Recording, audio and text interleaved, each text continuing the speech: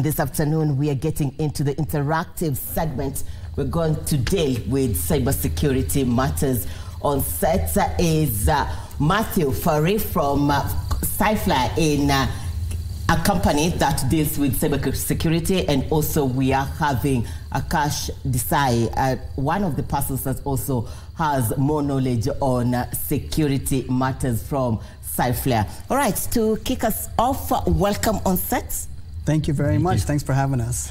It's a very interesting industry, cybersecurity, and it has its own challenges. It has its own preferences. Where would you put Kenya in handling cybersecurity?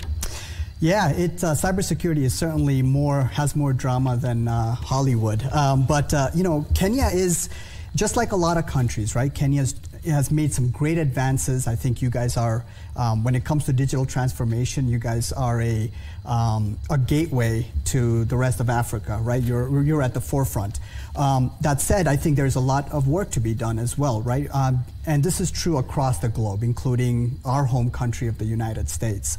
One of the areas, you know, there's a lot of great plans that have been put in place by the President's office. So, you know, that's wonderful to see. I think the bigger dynamic that's hard for everyone is changing society's values so that cybersecurity becomes is a concern for everyone, private and public sector.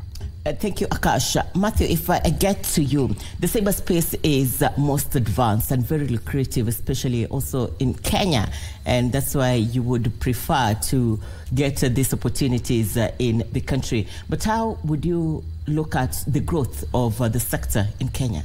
Yeah, the growth of the sector in Kenya is not that different from the growth of the sector in the rest of the world, where the speed and the rapid growth of cybersecurity means that we've got so much to prepare ourselves for, and the rate of education needs to keep up with the rate of the technology.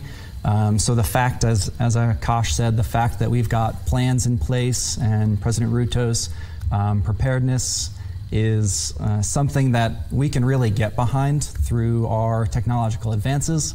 One of the things that really makes Cyflare a very unique player here is that we don't have to come in with demands that things must be done a certain way.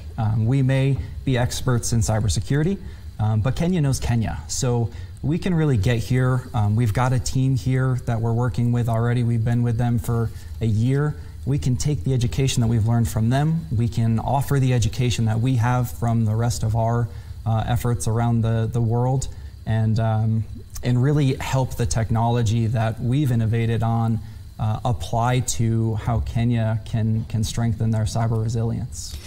If I can add to that really quick, you make a great point, Matt. I think one of the biggest things that Kenya can do to safeguard the growth of your, technology sector is really investing in the young people that are already participating in that sector, right? So I'll give you an example, a personal example. But today in Kenya, I think I read that there's a deficit of about 20 to 40,000 jobs, right? Cybersecurity jobs that are not being met. In the United States, that's 400,000. So it's a global problem. But I think what we have seen of our Kenyan employees, and we're relatively new. It's 12 months. We work with a local partner called Inua AI that helps us manage our employees here. But together, what I think have done that I think is a good example for other companies here to do is really take the technologies and the know-how that's coming out of the US with companies like ours that are doing innovative things in cybersecurity, and let that knowledge be translated here to individuals. So now whether they work for us or they move on, they're taking that knowledge and it's becoming a part of the company or the country's collective. I do understand that you're working with a partnership with a Kenyan-based company, Inua AI, and you're maximizing on the human resource. Why Kenya, not any other country? Well, so multiple things that I think are wonderful about Kenya. Number one is wonderful English-speaking country, right? So that's a check. the students that we work with, the young people, extremely talented. They understand technology fundamentally. So we've had some phenomenal people working for us here, best of the best. I think where the other big thing has nothing to do with technical ability. It has everything to do with mindset. And what we have noticed is the Kenyan young people, the team that works with us, they're naturally hungry for knowledge. They're very passionate, and they just want to do better. They're always thinking one step ahead. That's what I think makes a great sector. Talking about we just want to do better, maybe I direct this to Matthew. We have had cyber attacks, not only in Kenya. Where are the gaps? Yeah, it's a great question. So we read up since we were visiting here. I think the electronic space, the shift for Kenya to move things, I think we're north of 5,000 services that the Kenyan government is moving into the cyberspace realm.